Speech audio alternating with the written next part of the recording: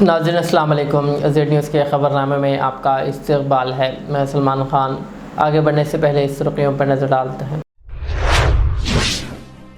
तेलंगाना में ख़वातीन और बच्चों के तहफ़्फ़ुज़ को यकीनी बनाने के लिए हुकूमत की जानिब से फ़ौरी इमदादी टीमें बाकायदा तौर पर कर दी गई शुरू। तक़रीब में वज़ीर आला रेवंत रेड्डी की शिरकत। कल दोपहर 2 बजे तेलंगाना में 10वीं जमात के इम्तहानात के नताइज कर दिए जाएंगे जारी। हैदराबाद में ईंधन की किल्लत ने अवाम को शदीद मुश्किल में डाल दिया। मुसलसिल तीसरे दिन भी कई पेट्रोल पंप पर नो स्टॉक के बोर्ड्स लगे हुए हैं। BRS के वर्किंग सदर KTR ने मुत्तहदा वरंगल ज़िले के BRS कायदीन के साथ इजलास किया मुनाकिद। मुख्तलिफ उमूर पर तबादिल ख्याल। गूगल क्लाउड AI हब के क़याम के लिए वज़ीर आला चंद्रबाबू नायडू ने विशाखापट्टनम में रखा संग बुनियाद। मरकज़ी वज़ीर किशन रेड्डी ने वज़ीर आला रेवंत रेड्डी को ख़त लिखकर चिरलापल्ली और सिकंदराबाद रेलवे स्टेशन के अतराफ़ सड़कों की तोसी और ज़मीन की फराहमी पर फ़ौरी कार्रवाई का किया मुतालबा।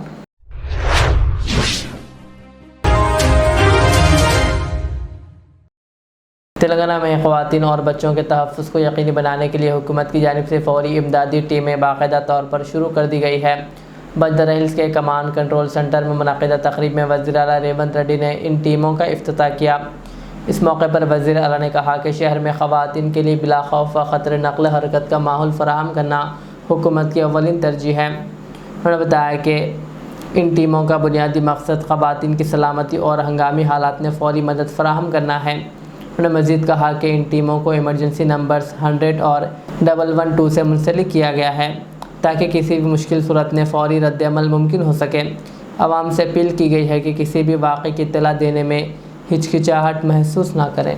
ముఖ్యంగా మహిళల మీద జరిగే దాడులను విశ్లేషించినప్పుడు 80% పైగా మత్తుకు బానిసలైనోలే మహిళల మీద ఎక్కువ దాడులు చేస్తున్నారు, చిన్న పిల్లల మీద దాడులు చేస్తున్నారు. ఈ సమాజంలో మహిళలకు రక్షణ కల్పించాలంటే డైరెక్ట్ గా ఉమెన్ ప్రొటెక్షన్ కాదు, we have to focus on drugs and ఈ వ్యసనాలు ఏవైతున్నాయో వాటి మీద దృష్టి పెట్టాలి. అందుకే మన గవర్నమెంట్ వచ్చిన ఎంబడే ఈగల్ ఫోర్స్ అని ఒక డిపార్ట్మెంట్ ని క్రియేట్ చేసి ఎంపవర్ చేసి వాళ్ళను ఎక్కడున్నా ఏ స్కూల్ కాలేజీలు ఎక్కడున్నా పబ్లిక్ ప్లేస్ లో ఎక్కడున్నా డ్రగ్స్ పట్ల కఠినంగా ఎంత పెద్దవారున్నా వదలకుండా వాళ్ళు ప్రజాప్రతినిధులా లేకపోతే వాళ్ళు పెద్ద పెద్ద సెలబ్రిటీసా వాళ్ళ స్టేటస్ చూడట్లేదు. మేము వాళ్ళు ఏ హోదాలో ఉన్నారని చూస్తలేం, వాళ్ళు ఏ పరిస్థితుల్లో ఈ నేరాలకు పాల్పడుతున్నారో వాళ్ళ పట్ల కఠినంగా వ్యవహరిస్తున్నాం. ఈ మధ్య కాలంలో మీకు తెలుసు కొంతమంది ప్రజాప్రతినిధులను కూడా అరెస్ట్ చేసి జైలుకు పంపించిన, ప్రముఖులను కూడా అరెస్ట్ చేయడం జరిగింది.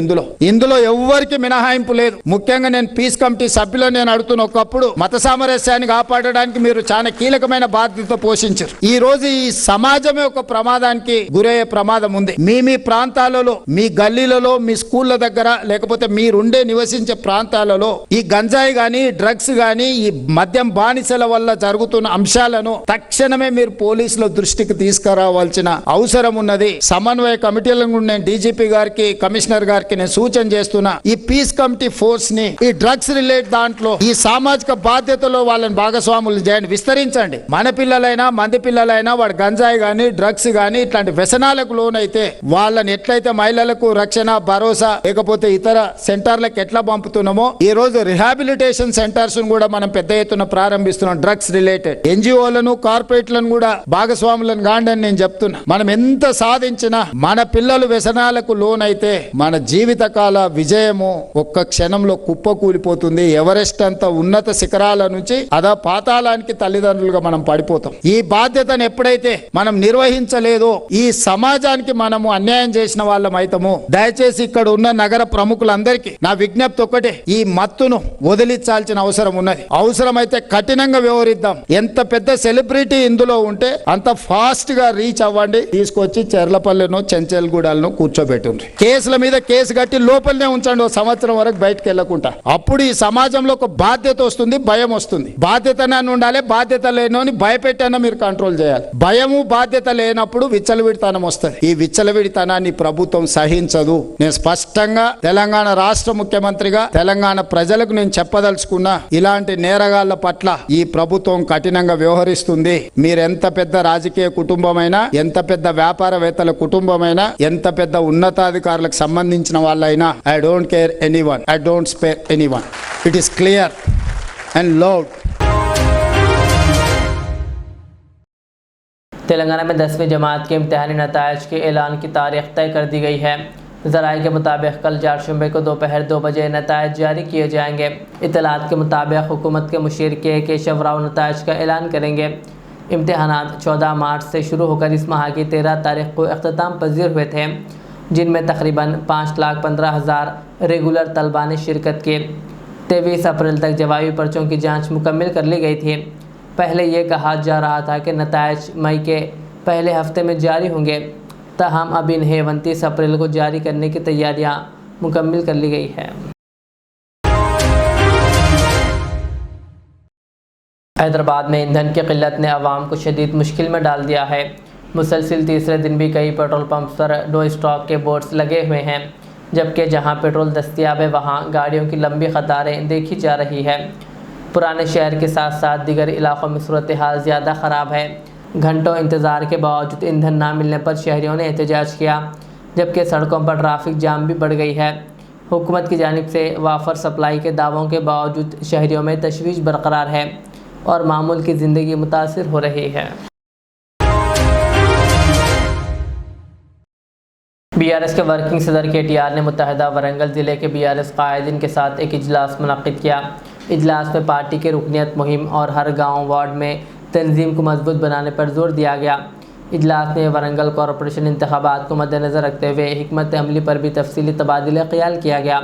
इस मौके पर मुख्तलिफ असम्बली हल्कों में पार्टी की सूरत हाल का भी जायज़ा लिया गया और SIR पर भी बातचीत हुई। KTR ने हिदायत दी है कि वोटर लिस्ट की नज़रसानी में फ़ाल किरदार अदा करते हुए हर अहले शहरी को वोट का हक़ दिलाने के लिए काम किया जाए।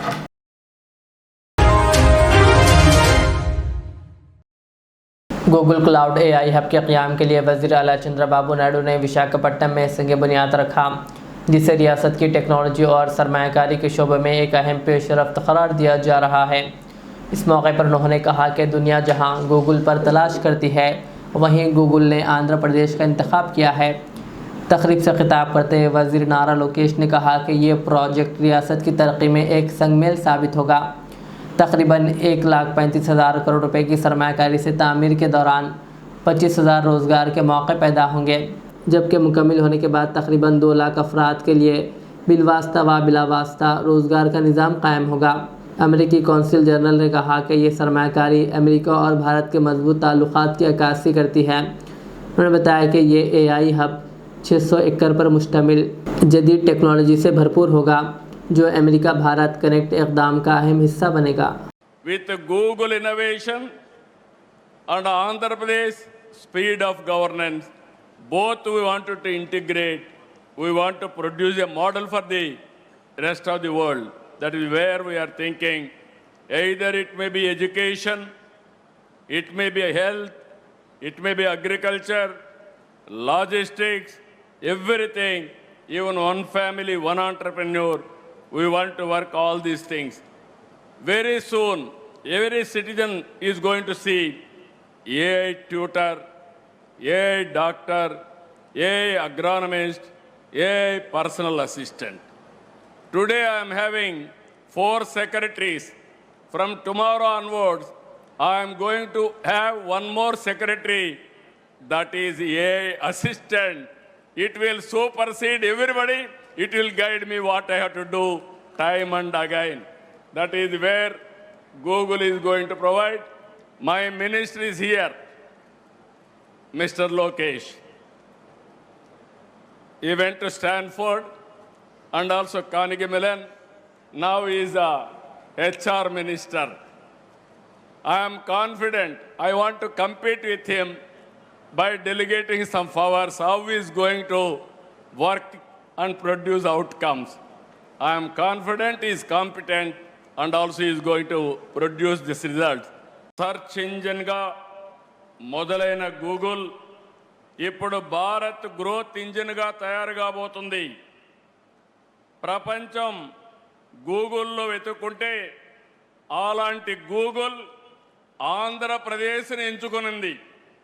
Everybody is searching through Google engine, but Google has selected Andhra Pradesh, that too Visakhapatnam. That is the beauty of this place. Today we are similarly witnessing that growth trajectory. What we are witnessing here is not merely a groundbreaking ceremony, it is something about creating history, and together we are going to achieve it. This project alone is close to a 1,35,000 crore investment in the great state of Andhra Pradesh. During construction phase will create 25,000 jobs, and post the launch of the project, completion of the project, directly and indirectly we believe that it will create an ecosystem close to about 200,000 jobs. I take the feedback from the MP of Visakhapatnam, Bharat, that it is important to create the ecosystem here. That is what we intend to do. This evening we are having a roundtable session with Google to create that entire ecosystem here, the manufacturing ecosystem here, the IT jobs getting created here, the cyber security jobs, the cloud computing jobs, the mechanical system jobs, the entire ecosystem getting created here in Visakhapatnam. So it is not merely about a data center alone, it is about creating that entire ecosystem, capturing that entire ecosystem here in the great city of Visakhapatnam. And honestly, we owe this to Visakhapatnam. We owe a lot. Visakhapatnam stood by us during our tough times. The MLAs here won with resounding majority, and we owe them a lot. So we stand by Visakhapatnam, and we look forward to our growth trajectory together. वज़ीर बराए अक़लियती उमूर अज़हरुद्दीन ने हज committee chairman Khusro Pasha और minority welfare secretary B शफ़ीउल्लाह के हमरा airport का दौरा किया और आज़मीन हज के लिए इंतज़ामात का जायज़ा लिया। इस मौके पर एम्बार्गेशन पॉइंट और GMR ग्रुप के आला अहदेदारों से भी बातचीत की गई ताकि हज के दौरान मुसाफिरों को बेहतर सहूलियात फराहम की जा सके।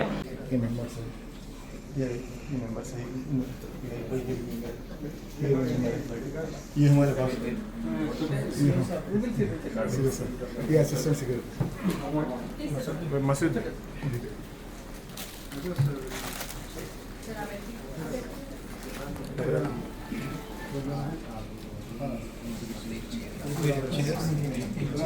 मिस्टर एक बार आता है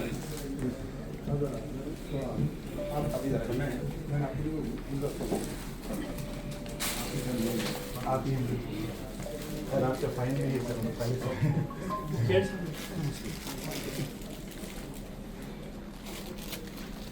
ओके सर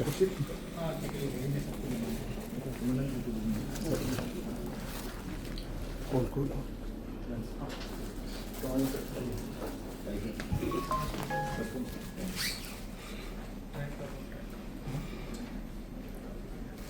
साल भी आपके बहुत अच्छा रहा, आप भी थे और जीओ साहब भी आप भी थे। वो एक साहब नहीं है जो नॉमिनेशन है ना, अरुण भाई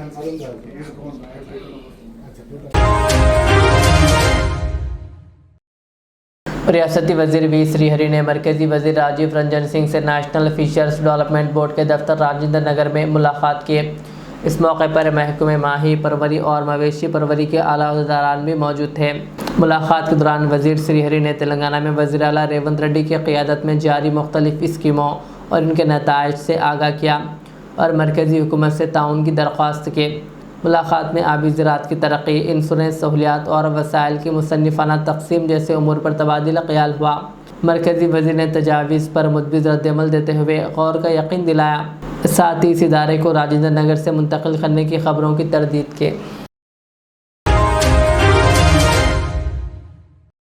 तेलंगाना के civil supplies commissioner Stephen Ravindra ने कहा कि तेलंगाना में पेट्रोल और डीजल का काफ़ी स्टॉक मौजूद है। 27 अप्रैल को मजमूई तौर पर 32,939 लीटर ईंधन फराहम किया गया, जो रोज़ाना की तलब से कहीं ज़्यादा है। उन्होंने बताया कि यौमिया औसत तलब 5,883 लीटर पेट्रोल और 7,348 लीटर डीजल है, जबकि इसी दिन 11,490 लीटर पेट्रोल और 18,449 लीटर डीजल फराहम किया गया। सप्लाई की मुसलसल निगरानी जारी है और आवाम को मशवरा दिया है कि अफवाहों पर ध्यान ना दें और ईंधन ज़ख़ीरा ना करें। दूसरी तरफ पेट्रोल पंप्स बंद रहने से आवाम को मुश्किलात पेश आ रही है। मरकज़ी वज़ीर जी किशन रेड्डी ने तेलंगाना के वज़ीर आला रेवंत रेड्डी को ख़त लिखकर चिल्लापल्ली और सिकंदराबाद रेलवे स्टेशन के अतराफ़ सड़कों की तोसी और ज़मीन की फराहमी पर फौरी कार्रवाई का मुतालबा किया है। उन्होंने कहा कि हैदराबाद में बढ़ती ट्रैफिक के पेश नज़र चरलापल्ली टर्मिनल तक जाने वाली अहम सड़कों को वसी करना ज़रूरी है। उन्होंने पार्किंग और दीगर सहूलियात के लिए ज़मीन मुख्तस करने और ज़ेर इल्तिवा पानी के कनेक्शन को मुकम्मल करने की भी दरख्वास्त की। हालांकि रेलवे पहले ही फ़ंड्स फराहम कर चुकी है।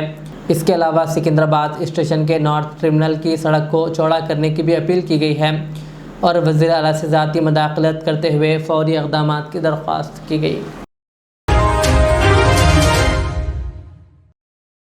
साबिक़ वज़ीर व BRS के रुकन असम्बली टी हरीश राव ने कहा कि रियासत में किसान गुज़िश्ता 20 दिनों से ख़रीदारी मराकज़ के बाहर इंतज़ार कर रहे हैं, मगर चना और सनफ्लावर की ख़रीदारी नहीं शुरू हुई। मकई पर नई शराइत और फ़ी एकड़ महदूद ख़रीदारी से किसानों को मुश्किलात का सामना है। 13 लाख एकड़ में फसल होने के बावजूद हुकूमत मुनासिब ख़रीदारी नहीं कर पा रही। हरीश राव ने हुकूमत को शदीद तनक़ीद का निशाना बनाते हुए कहा कि वज़रा खामोश है जबकि किसान शदीद गर्मी में परेशान हैं। उन्होंने BRS सोशल मीडिया कन्वीनर मन्ने कृषान की गिरफ्तारी पर भी तनक़ीद की और कहा कि असल मुजरिमों को छोड़कर शिकायत कुनिंदे को गिरफ्तार करना नाइंसाफ़ी है। రైతులు చాలా ఆందోళన ఉన్నారు. అరే శనగలు కొనుడు ఆపేసినావు, నువ్వు సన్ఫ్లవర్ కొనుడు ఆపేసినావు, నువ్వు 20 రోజుల నుంచి కొనుగోలు కేంద్రాల్లో పొద్దుతిరుగుడు రైతులు, శనగలు పండించిన రైతులు పడిగాపులు కాస్తున్నారు. కుప్పల కాడనే పండుకుంటున్నారు 15 రోజులకెళ్ళి. మరి నీ మంత్రులు నువ్వు నిద్రపోతున్నావా? నీ ఇంటెలిజెన్స్ ఏం చేస్తున్నది? మక్కలు కొనే దిక్కే లేదు. దానికేందో 26 క్వింటాలే కొంటాం ఎకరాకు అనే కొత్త షరతులు పెట్టినవు.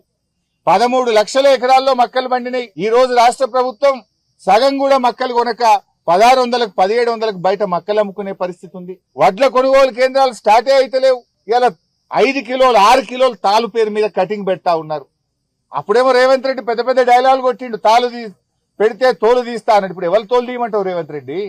రా ఒక్కసారి రా, కొనుగోలు కేంద్రాలు చూడు.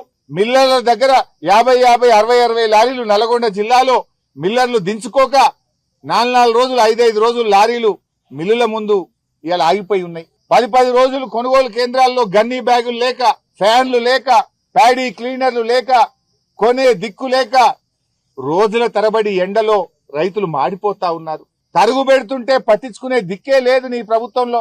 ఏ జిల్లాలో పోయినా ఇలా 4 కిలోలు 5 కిలోలు తరుగు పెడతా ఉన్నారు. వెంటనే నేను ప్రభుత్వాన్ని డిమాండ్ చేస్తున్నా, ఇలా బహిరంగ లేఖ కూడా రాస్తున్నా. రైతు డిక్లరేషన్ బోగస్. అరే నువ్వు శనగలు కొనే తెలివి లేదు నీకు, మక్కలు కొనే తెలివి లేదు, సన్ఫ్లవర్ కొనడం ఆపేసి 20 రోజులు అయిపోయింది, వడ్లు కొనే తెలివి లేదు. జొన్నలు అయితే ఇదివరకు కొనుగోలు కేంద్రాలే స్టార్ట్ చేయలేదు.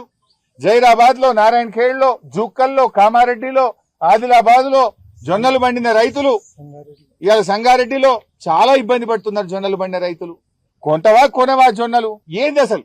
రైతులకు ఒక క్లారిటీ నువ్వు. ఇప్పుడు సన్ఫ్లవర్ శనగలు ఆపేసి 20 రోజులే. 20 రోజుల నుంచి వాళ్ళు మార్కెట్లే ఉన్నారు రైతులు. పాపం జొన్న రైతులు నువ్వు కొంటవా కొనవా అయోమయ పరిస్థితుల్లో ఉన్నారు. సన్నవడ్లకు బోనస్ ఇస్తా అన్నావు, యాసంగిల బోనస్ ఇస్తావా ఎగబెడతావా? ఇయ్యకపోతే తప్పైందని చెంపలేసుకో, క్షమాపణ చెప్పు. బోనస్ ఇస్తావా ఇయ్యవా ఏదో ఒక సంగతి చెప్పు. పోయిన యాసంగి 1560 కోట్ల బోనస్ ఎగ్గొట్టినావు, మరి ఈ యాసంగిలో కూడా బోనస్ ఇస్తావా ఇయ్యవా? ఏ సంగతి చెప్పవేంది నువ్వు? ఎంతసేపు కేసులు నిన్ను అడిగిన వాళ్ళ మీద కేసులు పెట్టుడు, జైల్లో పెట్టుడు, ఇదే సరిపోద్దా? రైతులు ఎండల మారిపోతుంటే పట్టించుకునే తెలివి లేదా నీ ప్రభుత్వానికి? రైతుల కష్టాలు నీ ప్రభుత్వానికి పట్టవా?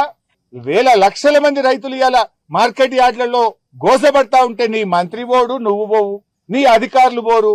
మీరేమో ఏసీలలో జూబ్లీ హిల్స్ ప్యాలెస్ లో కూర్చుంటే ఎండల రైతులు మాడిపోతున్న పరిస్థితి ఉన్నది. ఇప్పటికైనా ఈ అక్రమ కేసులు బంద్ చేయి, రైతుల గురించి పట్టించుకో, ప్రజా సమస్యల గురించి పట్టించుకో, నీ 420 హామీల అమలు గురించి పట్టించుకో, నీ 6 గ్యారంటీల గురించి పట్టించుకుని నిజమైన పాలన అందించే ప్రయత్నం చేయి. हुकूमत किसानों की फलाह को अव्वलीन तरजीह देते हुए अमली इक़दाम कर रही है। माजी में रुकी हुई ज़रई आलात की तक़सीम को दोबारा शुरू किया गया है और सब्सिडी पाइपलाइन भी फराहम की जा रही है। हालांकि हालिया ज़ालाबारी से मुतासरा किसानों को फौरी तौर पर मुआवजा जारी किया गया है। हुकूमती विप और रुकन असम्बली आदि श्रीनिवास ने कहा कि मरकज़ के ताउन के बगैर भी किसान भरोसा स्कीम के तहत 12,000 रुपये की माली इमदाद जारी है। उन्होंने कहा कि जदीद टेक्नोलॉजी के जरिए किसानों को मजबूत सहारा फराहम किया जा रहा है। గత వాళ్ళ ప్రభుత్వం వచ్చిన తర్వాత వడగండ్ల వల్ల నష్టపోయేటువంటి రైతాంగానికి కానీ రైతులకు పనిముట్లు ఇచ్చేటువంటి కార్యక్రమాలన్నింటి కూడా రద్దు చేసి ఒక రైతు బంధును ప్రారంభం చేశారు. అంటే గతంలో ఈ వైద్యం సదుపాయాలకి రానప్పుడు వెనుకట మనకు ఏ రోగం వచ్చినా జిందా తిరస్మతే ఇచ్చేటువంటి సందర్భాలు ఉండే అప్పుడు అన్ని రోగాలకు జిందా తిరస్మతి ఇచ్చేవాళ్ళు. అట్లా వీరు రైతులకు ఇచ్చేటువంటి పనిముట్లను బంద్ చేసిండ్రు. వడగండ్ల వల్ల నష్టపోయి అతివృష్టి అనావృష్టి నష్టపోయినటువంటి వారికి ఇచ్చేటువంటి నష్టపరిహారం ఇవ్వకుండా ఒక రైతు బంధు ఇచ్చారు. కానీ మనం వచ్చిన తర్వాత రైతు భరోసాను 12,000 ఇచ్చడంతో పాటు ఈరోజు పనిముట్లను మళ్ళీ యథావిధిగా రైతులకు ఇచ్చే ప్రయత్నం చేస్తున్నాం. సబ్సిడీ పైప్ లైన్ ఇచ్చే ప్రయత్నం చేస్తున్నాం. అంతేకాకుండా ఈ మధ్యలో వడగల వల్ల నష్టపోయిన రైతులకు లెక్క చూస్తే గతేడాది మార్చి సెప్టెంబర్లో వడగల్ల నష్టపోయినటువంటి 94,440 రైతులకు 95 కోట్ల పైచీల డబ్బును కూడా మీరు రిలీజ్ చేయడం జరిగింది. వాళ్ళ అయ్యాలో 10 ఏళ్ళు ఎక్కడ కూడా వడగల్ల నష్టపోయిన రైతుకు అనాపరిస్థితి ఇవ్వని సందర్భం. ఇటీవల మార్చిలో కూడా ఈ సంవత్సరం ఇటీవల జరిగినట్టు దానిలో కూడా 36,000 మంది రైతులకు ఇంచుమించు 44 కోట్ల నష్టపరిహారం ఇవ్వాలని చెప్పిన ఒక నిర్ణయం తీసుకున్నది. అంతేకాకుండా 1600 రైతు వేదికలలో వీడియో కాన్ఫరెన్స్ ఏర్పాటు చేస్తున్నాం. ఎప్పటికప్పుడు అధునాతన పద్ధతులు వ్యవసాయం చేసేటువంటి విధంగా పనిచేసేటువంటి కార్యక్రమంలో ఈ రైతులకు చైతన్యం చేసే కార్యక్రమం చేస్తున్న సందర్భం కూడా ఉన్నటువంటి సందర్భం చెప్తూ కేంద్రం నుంచి మాకు సహకారం లేకున్నా, కేంద్రం నుంచి సహకారం అందకుండా రైతు ప్రయోజనాల కోసం పెద్దపీట వేస్తుంది రేవంత్ రెడ్డి గారి సర్కార్. ఇందుకోసమా మీరు ఈరోజు వరంగల్లో రైతుల కోసం సభ పెడతారని చెప్పండి. సరే, మీరు రైతు సభ పెట్టుకుంటే మీరు అనొచ్చు మా ప్రభుత్వ హయాంలో మీ రైతులకు మేలు చేయలేకపోయినాం. ఇదే వరంగల్లో రాహుల్ గాంధీ గారు వచ్చిన రేవంత్ రెడ్డి ప్రెసిడెంట్ ప్రెసిడెంట్గా ఉండి ఆ తర్వాత ముఖ్యమంత్రి అయితే అనేక కార్యక్రమాలు మీకు అమలు చేస్తున్నారు. అందుకు ఆ ప్రభుత్వానికి ధన్యవాదాలు చెప్పండి. మీరు చేసినటువంటి కార్యక్రమాలు 10 ఏళ్ళలో రైతుల గురించి మేము పట్టించుకోవడానికి మండించాలని చెప్తే ప్రజలు కనీసం మేము గుర్తిస్తారు. ఇప్పటికీ 2 ఏళ్ల 5 మాసాలు అయి ప్రభుత్వం పడిపోయినా పోస్ట్ మార్టం చేసుకుంటలేరు. ఇంకా ఈ అహంకారంతో మళ్ళీ అధికారులకు వస్తున్నారు. అదే యావ తప్ప వాళ్ళ మాటలు ఎక్కడ కూడా ప్రజలు కష్టాలు ఉంటే కనిపించాలని ఆలోచన లేదు.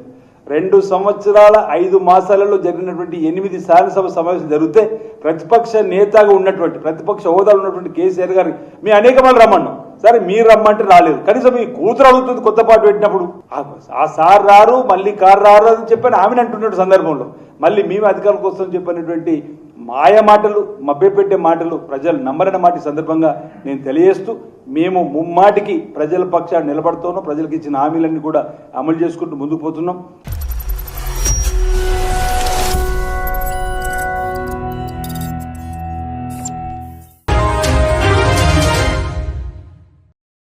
एयरटेल की जानिब से भद्राद्री कोत्तागुड़म ज़िले के दम्मापेट मंडल के मरकज़ में एक मुनफरिद ऑफ़र पेशकश की गई। पेट्रोल की किल्लत के पेश नज़र एयरटेल अमले ने ऐलान किया कि जो सारिफिन एयरटेल नेटवर्क में पोर्ट करके 350 का रिचार्ज करवाएंगे, इन्हें 1 लीटर पेट्रोल मुफ्त में दिया जाएगा।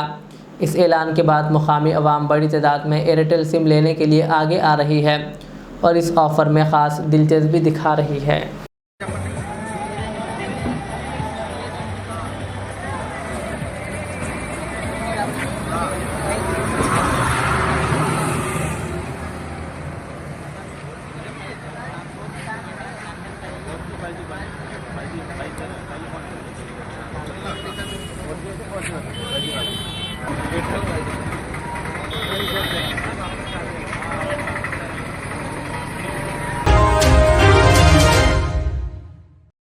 तेलंगाना के ज़िले विकाराबाद के तांडूर मंडल के गांव में एक अफसोसनाक वाक़या पेश आया, जहां शराब पीने के लिए पैसे ना देने पर बेटे ने अपनी मां को बेदर्दी से कत्ल कर दिया। इत्तलात के मुताबिक शेख महबूब ने इतवार की रात अपनी वालदा रुखैया बेगम से झगड़े के बाद लकड़ी से हमला किया, जिसके नतीजे में वो मौके पर ही दम तोड़ गई। वारदात के बाद मुलजिम ने कत्ल को ख़ुदकुशी जाहिर करने की कोशिश की, ताहम मकतूला की बेटी की शिकायत पर हकीकत सामने आ गई। पुलिस ने मुकदमा दर्ज करके मुलजिम को गिरफ़्तार कर लिया है और इस सिलसिले में तहक़ीक़ात जारी है। आखिर में सुर्ख़ियाँ और एक बार। तेलंगाना में ख़वातीन और बच्चों के तहफ़्फ़ुज़ को यकीनी बनाने के लिए हुकूमत की जानिब से फ़ौरी इमदादी टीमें बाकायदा तौर पर कर दी गई शुरू। तक़रीब में वज़ीर आला रेवंत रेड्डी की शिरकत। कल दोपहर 2 बजे तेलंगाना में 10वीं जमात के इम्तहानात के नतायज कर दिए जाएंगे जारी। हैदराबाद में ईंधन की किल्लत ने अवाम को शदीद मुश्किल में डाल दिया। मुसलसिल तीसरे दिन भी कई पेट्रोल पंप पर नो स्टॉक के बोर्ड्स लगे हुए हैं। बीआरएस के वर्किंग सदर KTR ने मुत्तहदा वरंगल ज़िले के BRS कायदीन के साथ इजलास किया मुनाकिद, मुख्तलिफ उमूर पर तबादिल ख्याल।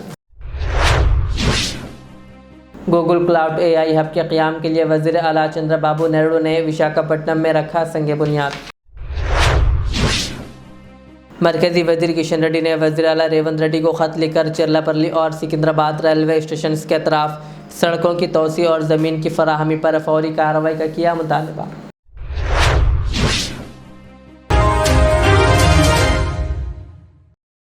ये थी आज के दिन भर की हमारी ख़बरें। मुझे इजाज़त दीजिए। हमारे चैनल को यूट्यूब पर सब्सक्राइब, फेसबुक पर लाइक शेयर ज़रूर करें। अल्लाह हाफ़िज़। रियाज इस्लामिक स्कूल तालीमी मैदान में एक नया इनकलाब। इस्लामिक और मॉडर्न एजुकेशन की अजीम दरसगाह 23 साल तजुर्बे के बाद तलबा और तालिबात के लिए रियाज इस्लामिक स्कूल पेश करता है हिफ्ज़ कुरान, नाज़िरा कुरान क़ायदे के अलावा नर्सरी ता 10वीं जमात तक की तालीम का बेहतरीन नज़्म।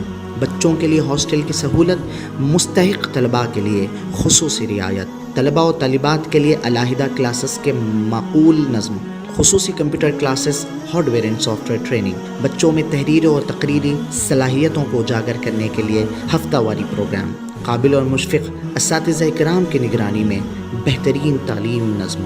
सुबह 8 बजे तक शाम 4:30 बजे दाखिले जारी हैं। उजलत कीजिए। Riyaz Islamic school, opposite lane, new SR petrol pump, Vattepally, Hyderabad. Al Riyaz tours and travels, जहां पर domestic and international air ticketing, visa, endorsement, immigration, passport दाखिल करने में ताउन, विजिट वीज़ा और उम्रा वीज़ा के साथ साथ वेस्टर्न यूनियन और मनीग्राम के अलावा दिगर कई सारी बेहतरीन सहूलियात भी यहां पर दस्तियाब रहेगी। मज़ीद तफसीलात के लिए दिए गए इस नंबर पर प्रोपराइटर मोहम्मद रियाज अहमद से रब्ता किया जा सकता है। फ़ोन नंबर है 9700358014 या फिर 9182535378 या फिर सीधे चले आए अल रियाज हेल्थ केयर क्लिनिक, मुस्तफ़ा नगर, फलकनुमा, हैदराबाद। आपका इत्मीनान ही हमारी कामयाबी।